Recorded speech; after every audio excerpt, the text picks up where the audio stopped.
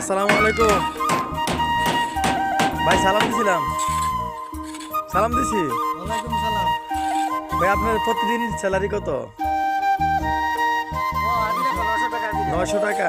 এই টাকা কি আপনার সংসার চলে ভালো? আলহামদুলিল্লাহ ভালো চলছে। ঠিক আছে, আল্লাহ চালায়।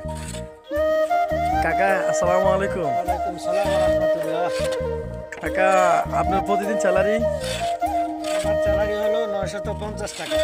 মাশাল্লাহ মাশাল্লাহ। আপনার এই টাকা কি ভালো সংসার চলে? আলহামদুলিল্লাহ এটাকে আমি আল্লাহর কাছে লাখ শুকরিয়া আদায় করি। বাচ্চা কাচ্চা?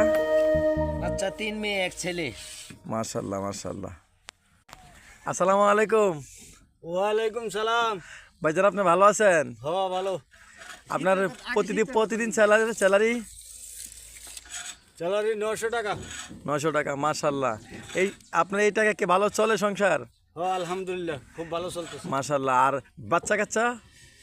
বাচ্চা কাচ্চা আছে তারা 7 জন। 4 জন, মাশাল্লাহ। এই যে ঠান্ডার ভিতরে কাজ করেন, আপনার কষ্ট হয় না? কষ্ট হইলে করতে হইব। আচ্ছা আচ্ছা, যাক আলহামদুলিল্লাহ করেন।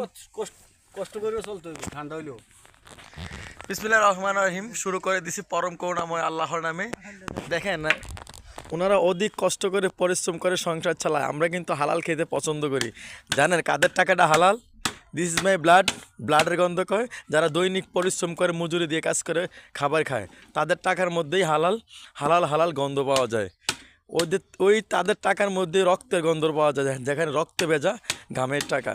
তারা ইনশাল্লাহ একদিন বেহেশতের পাশাপাশি থাকবে। কারণ কেন? তারা গরিব বলে বড় লোকের অনেক দিন আগেই বলে বেহেশতে প্রবেশ করবে ইনশাল্লাহ। আসসালামু আলাইকুম। ভালো থাকবেন, সুস্থ থাকবেন সবাই।